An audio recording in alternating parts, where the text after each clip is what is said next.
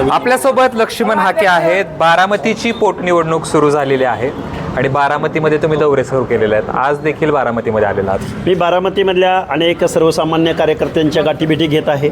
आज खरं तर फलटणला आमची सकाळी सभा झालेली आहे, मीटिंग झालेली आहे. फलटणमध्ये आमच्या ओबीसीचं आरक्षण पायदळी तुडवून तिथं ओबीसी शिवाय कसा तिथला सभापती केला गेला म्हणताय ओबीसी आरक्षणाला धक्का लागत नाही. तर फलटणला आज आम्ही बघायला गेलो होतो आणि परत फलटण बारामती जवळ आहे. आज परत बारामतीमधल्या अनेक गावांना आम्ही भेटी दिलेल्या आहेत. काय नेमकं लोकांच्यातून मागणी येते? लोकांच्यातून मागणी, आम्ही ज्यावेळी बारामतीची पोटनिवडणूक जाहीर झाली त्यावेळी चर्चा मीडियामध्ये अशी होती की बिनविरोध होणार. आम्ही ज्यावेळी व्यक्त व्हायला सुरुवात केली, आमच्या कार्यकर्त्यांनी मागणी वगैरे सुरू केली, त्यावेळी बिनविरोधवरून आता लढणार कोण इथंपर्यंत आली. लक्ष्मण हाके नाही ते अजून होईल, अजून त्या गोष्टी होणार आहेत. पण पुढच्या काही कालावधीमध्ये कोण किती मतानं निवडून येणार याच्यावर चर्चा येईल आणि त्याच्या पुढच्या कालावधीमध्ये कोण निवडणूक लढणार आणि कोण निवडणूक जिंकणार यावरती आम्ही ही निवडणूक आणू. एकीकडे तुम्ही म्हणताय कोण निवडणूक लढणार, लोकांची मागणी आहे, सांगून टाका एकदा मी लढणार आहे म्हणून. अडचण काय आहे सांगायला? एक दिवस 2 दिवस वेळ काढा ना. आम्ही सर्वसामान्य कुटुंबामधली माणसं आहोत. आम्ही चळवळीमध्ये काम करणारी माणसं आहोत. आमच्यामध्ये लोकलमधला जर एखादा चांगला माणूस आमच्यासमोर आमच्यापेक्षाही चांगला परफॉर्मन्स देणारा येत असेल आणि त्यांना आमची मतं मान्य असतील किंवा ह्या सगळ्या जनतेची मतं मान्य असतील, तोही आमचा उमेदवार असू शकतो ना. त्यामुळे उमेदवाराला आम्हाला थोडा वेळ द्या ना. तुम्ही खरं तर हा प्रश्न सत्ताधाऱ्यांच्या बाबतीत काही प्रश्नच नाही, सोडून द्या. पण आम्ही एक चांगला उमेदवार देऊ ना, मग तो कोणीही असेल. एकीकडे प्रत्येक पक्ष असं म्हणतो आहे की ही निवडणूक बिनविरोध झाली पाहिजे. लक्ष्मण हाकेंना का गरज आहे की निवडणूक इथंच लढवायची? कारण बारामतीमध्ये अशी देखील चर्चा आहे की जर फुटेज पाहिजे असेल तर बारामती द्यावं लागतं. हे बघा, का वाटू नये कुणाला? बारामतीमधून देशाचं न महाराष्ट्राचं राजकारण चालत असेल, बारामतीमधले नेते वेगवेगळे पक्ष चालवत असतील, विरोधकातर्फे ही बिनविरोध शरद पवाराचं आणि इकडूनही बिनविरोध पार्थ पवार जर चालत असतील, तर बारामतीत लढलं म्हणून अडचण काय आहे? मुळामध्ये माझंही इथल्या सत्ताधारी विरोधकांची ज्यांची कुणाची मागणी आहे बिनविरोध झाली पाहिजे, उलट मी त्या मागणीला पाठिंबा देतो. आणि 2 पावलं पुढं जाऊन मी सांगतो ना, महाराष्ट्राच्या वरिष्ठ सभागृहामध्ये सुनेत्राताईंना पाठवा आणि तुमच्या 1 वर्षाच्या कार्यक्रमाचं ऑडिट, सरकारच्या कारभाराचं ऑडिट करायचं असेल ना, तर या पोटनिवडणुकीला सामोरं जा. आम्ही त्यांच्या विरोधामध्ये लढायला तयार आहोत. मग ते निवडणूक लढतातच आहेत ती. मग सुनेत्रा पवारांना विरोधी विधान परिषदेवर का? तुम्ही सहानुभूतीच्या बळावर कशाला निवडणुकीला सामोरं जात आहे? सहानुभूती नाही आहे का? सहानुभूती आहेच ना. आम्ही सहानुभूतीत सामील आहोत ना. मग सहानुभूती आहे म्हणूनच आम्ही व्यक्त होतोय ना की सुनेत्राताईंना कुठलीही तोशीस जाऊ देऊ नका. दुःख झाले त्यांच्या घरामध्ये, कशाला त्यांना उन्हा तानामध्ये, एक महिला आहे, कशाला निवडणुकीला प्रचाराला सामोरं जायला लावताय त्यांना? अरे तेच तरार एखादा तुमच्यातला उमेदवार द्या ना. कोण उमेदवार पाहिजे? कोणी देऊ शकता ना तुम्ही. आम्ही लढायला तयार आहोत ना. तुम्हाला कोणा विरोधात? कोणी द्यावा. सत्ताधारी विरोधक तुम्ही द्या ना उमेदवार. सुनेत्राताईंना वरिष्ठ सभागृहामध्ये पाठवा. कशाला तकलीफ देत आहेत ताईंना? पार्थ पवारांना पाठवलं का नाही? एकदम सेफली तुम्ही पार्थ पवारांना पाठवलं का नाही राज्यसभेत? पवारसाहेबांचं वय झालं आहे, त्यांना अनेक अडचणी आहेत, त्यांनाही तुम्ही सेफली निवडणूक आयोगाचा अधिकारी अर्ज भरण्यासाठी पवारसाहेबांच्या ऑफिसपर्यंत गेला का नाही? त्यांच्यापर्यंत गेला की नाही? सुनेत्राताईंना सुद्धा विधान परिषदेवरती कुठलीही तोशीस न लागू देता एक महिला उपमुख्यमंत्री म्हणून, दादांच्या पत्नी म्हणून, सहवेदना म्हणून तुम्ही बिनविरोध सुनेत्राताईंना वरिष्ठ सभागृहात पाठवा. आणि तुम्ही वर्षभरामध्ये जे काही उद्योग केलेले आहेत, तुम्ही म्हणजे कोणी? सत्ताधाऱ्यांनी. बिनविरोध करायला कोण चाललंय? सत्ताधारी. सत्ताधाऱ्यांच्या कार्याचा आढावा घ्यायला तुम्ही एक उमेदवार द्या.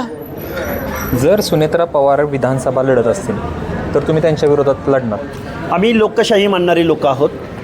मुळात आम्ही आंदोलक आहोत. आम्ही सोशल जस्टिससाठी भांडतो आहोत. आम्ही बजेटसाठी भांडतोय. आम्ही शिक्षण द्या म्हणतोय. आम्हाला आमची मागणी होती दादांकडे, दादा तुम्ही आम्हाला जिल्ह्याच्या ठिकाणी एक शासकीय वसतिगृह द्या. दुर्दैवाने त्यावेळी आमचं मंजूर झालं नाही आणि आजही होत नाही.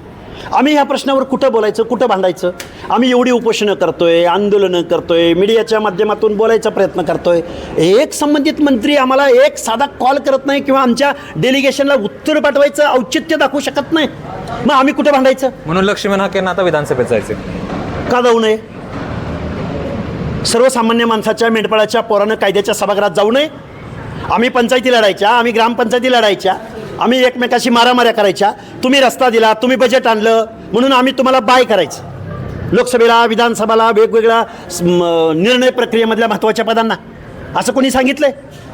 रस्ता दिला म्हणजे आम्ही निवडणूक लढायचं नाही, किंवा बारामतीत हजारो कोटीचा निधी आला म्हणजे आम्ही निवडणुकीला सामोरं जायचं. करा ना बिनविरोध. मग कशाला काय काय चाललंय? तेच आव्हान करतात हो, मग तेच आव्हान आम्ही म्हणतोय की सुनेत्राताईंना वरिष्ठ सभागृहात बिनविरोध करा आणि निवडणुकीला सामोरं जा. 2 शेवटचे प्रश्न विचारतो. लक्ष्मण हाके कधी बारामतीतून फॉर्म भरतात? कधी भरतात म्हणजे? कधी भरणार आहे? प्रोसेस चालू होऊ द्या का? आजच भरू. प्रोसेस तर निवडणूक भरणार आहे नक्की. अरे हे बघा, लक्ष्मण हाके सोडा, या बारामतीमध्ये अनेक एकास एक चळवळीतले कार्यकर्ते आहेत, ताकदवार कार्यकर्ते आहेत, लोकलच्या प्रश्नाची उत्तम जाण असणारे अनेक ज्येष्ठ मंडळी आहेत. त्याच कार्यकर्त्यांचं म्हणणं आहे की लक्ष्मण हाके यांनी निवडणूक बारामतीची लढावी, असं तुम्हीच काल सांगितलं. आज नाही, पण नाही. सांगता आहात की तुम्हाला मोठ्या प्रमाणात बारामतीतून फॉर्म काय त्याला म्हणतात, फोन येतात आहे.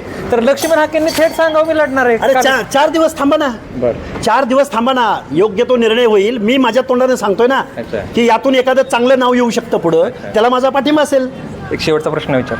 वाटते बारामतीकर साथ देतील? कारण भावनिकतेची लाट आहे. सोशल मीडियावरती ज्यावेळेसपासून चालू झालेलं आहे की लक्ष्मण हाके बारामतीत उतरत आहेत किंवा बिनविरोध निवडणूक लढत होऊ देणार नाही ती, तर त्या पद्धतीनं मोठ्या प्रमाणात ट्रोलिंग सुरू आहे की या ठिकाणी राहू द्या तुम्हा लक्ष्मण हाकेंना, कसा पराभव होतात ते बघतो. हे बघा, लक्ष्मण हाके एका मेंढपाळाचा पोरगा आहे. माझ्या घरात साधा ग्रामपंचायतीचा सदस्य पण नाही.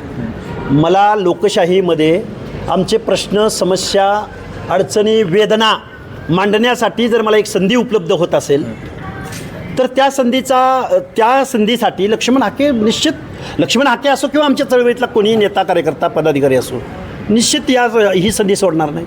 बारामतीकर साथ देतील? प्रश्नच नाही. का नाही देणार साथ? मला तो कॉन्फिडन्स आहे. विजयाचा विश्वास सुद्धा होऊ शकतो. 3 टर्म दिल्लीच्या तख्तावरती मुख्यमंत्री असणाऱ्या शीला दीक्षितांना पहिल्यांदा निवडणूक लढणारा केजरीवाल पराभूत करू शकतो. मुळात प्रश्न असा आहे की तुम्ही जो प्रश्न उपस्थित केला की एक भावनिक लाट आहे.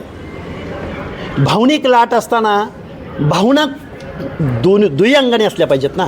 सत्ताधाऱ्यांकडूनही सहवेदना असल्या पाहिजेत आणि जनतेकडूनही सहवेदना असल्या पाहिजेत. सत्ताधारी प्रोफेशनल राजकारण करत असतील, सत्ताधारी राजकारणातली एक सुद्धा कडी एकमेकावर टीका करायची सोडत नसतील, मग रोहित पवार असोत किंवा पार्थ पवारांचा गट असो, अजितदादांचा गट असो किंवा पवारसाहेबांचा गट असो, एकमेकावरती, एकमेकाच्या अपोजमध्ये, एकमेकाच्या समर्थनामध्ये राजकारण करतात की नाही करतात.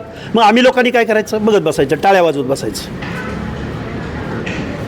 आम्ही कन्व्हिन्स करू, लोकांना समजावून सांगू. तर हे होते लक्ष्मण हाके. खुलून बोलत नाहीत की मीच उभं राहणार आहेत, मात्र संभाव्य उमेदवार लक्ष्मण हाके असू शकतात हे त्यांच्या बोलण्यातूनच कळते. आता पुढे नेमकं काय होतं हे पाहणं महत्त्वाचं असणार आहे. कॅमेरा पर्सन जीवनसह जयदीप भगत, एबीपी माझा, बारामती. एबीपी माझा, उघडा डोळे बघा नीट.